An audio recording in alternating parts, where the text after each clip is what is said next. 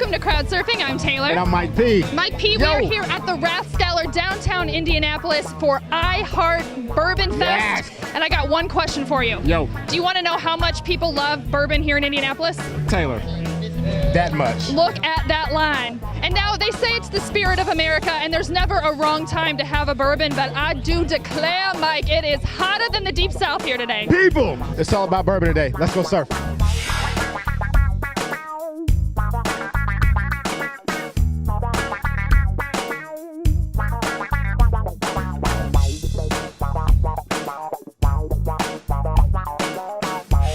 All right, I'm here with the man, the myth, the legend. I may be exaggerating a little bit, Michael, but this is Michael with RNDC Indiana. He's going to tell me all I want to know about this 4th year of I Heart Bourbon in Indianapolis. Yeah. So Michael, yes, talk to me about this event, how it comes here to Indy every year, and how this kind of environment works for it. Yeah, absolutely. So this was the brainchild of RNDC Indiana. We've got a solid team here in downtown Indy, plus covering the entire state, with a large bourbon portfolio, and obviously a vast majority of our consumers are looking for really great bourbons right now. So we decided to bring this event to Indy 4 years ago. It's been sold out 4 years in a row. Every year we see anywhere from 300 to 400 people. They come out, they like to drink their standard bourbons at their standard tables that they're used to, but they also like to adventure out a little bit and try some local bourbons, or maybe bourbons they've never heard of before. So we're allowing them to try some high-end things and also experience new things they've never had before. So is bourbon on the rise? Did it ever leave? Does it flux as far as what people want? Yeah, absolutely. So with ever-changing consumer trends, we look at people now not being so brand loyal to brands that they've consumed in the past, and they want to try new things. And with bourbon being America's spirit, right? I mean, bourbon can only be made in the United States of America. So that's what makes bourbon so catchy for people, I think. Awesome, Michael. Well, thank you so much for that great information. We look forward to it. Yeah, thank you very much. Cheers. Hi, ladies. How you guys doing? Good, how are you? I'm doing well. So, I'm just coming right up on you with the camera. Okay. What are you sipping on? I know it's bourbon. Which one? The sherry? I don't know. It's sherry something. It's rabbit hole cask sherry. Okay, rabbit. Okay. Thank you. You're welcome. Have you tried it yet? Yes. How is it? I'm not a bourbon drinker, but I like it. So, is this your friend? Uh-huh. And she's not a bourbon drinker. Did you bring her to this?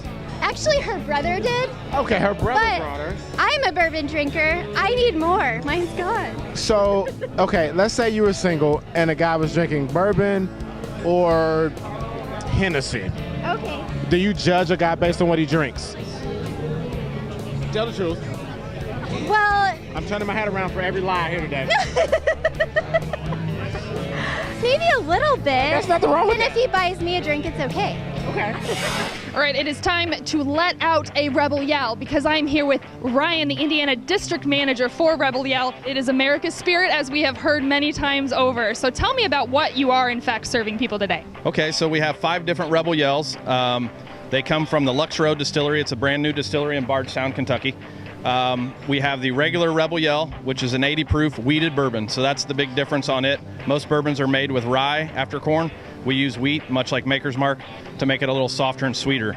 We also have a Rebel Yell small batch rye, which is 90 proof, and it's at least 51% rye to be a rye whiskey. And then we have an American whiskey, which is the 2 of them blended together.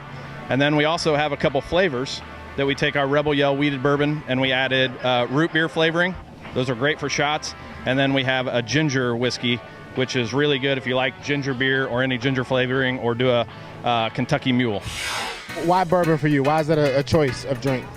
Once I got out of my college years and the fruitiness kind of wore off, The fruitiness wore off. I kind of like the caramelies and the richness of the bourbon, and I can drink it straight up. I don't need any cola or sodas or sugary No stuff. chasing. Yeah, I want it straight up. I want a nice smooth taste. So would you judge a guy if he was coming up drinking a nice flavored sugary drinky thing? Yeah. And he's like, hey, Jess, so I'm Steve. What's your number? First question be like, And he has a mimosa. well, is it brunch? Is it brunch? Is it brunch? Steve's allowed to have a mimosa. Okay. If it's like later in the evening and it's like a pina colada, I'm gonna shut that down. All the way. Yeah, that's Okay. hard. That's a pass. Yeah. So far, out of your 3 samples, the best one has been? Rabbit Hole. I never heard of it, but their bourbon was smooth. It didn't have that burn where your nose just burns. Yeah, all your hairs are done. It's all done. Firewater. No, it was really smooth. It was really nice. All right, guys, I'm here with Eric, perhaps the most dapperly dressed man here at iHeart Bourbon Fest. I love the vibe you're putting off right now. So you've been here for a little while. You've had a chance to go around and see what it's about. What do you think so far? I love it. I'm a big bourbon fan, like my whiskey, and a chance to try not only some of the tried and true favorites, but some of the craft Rebel Yell. We just tried them, and they've got a ginger that is just to die for, actually. So, tell me about your bourbon journey. Where did it start? Yes, I do mean, when did you have your first lick of bourbon? My first lick of bourbon probably would have been somewhere in college, and it wouldn't have been anything special. I'm sure, your basic Jim Beam, something that somebody had there, and at that point it was a mixer for me.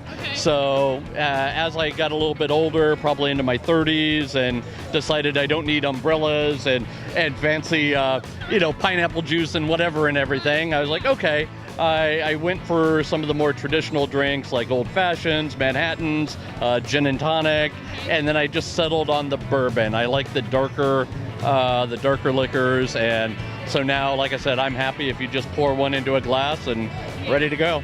Thank goodness for palate refinement, right? No umbrellas, no pineapple juice. Thank you, Eric. No problem. Thank you very much.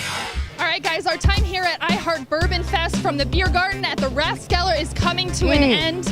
But I've got one more question for my co-host Mike here. Here we go. I want you to pick one word that describes both a great bourbon and your perfect woman. Oh, feisty. Yes. She has me feisty, Taylor. Same question back at you. I'm going to go with rich, Mike. Yeah. Of course. Rich. You know what? We're done. Bourbon Fest, you've been surfed.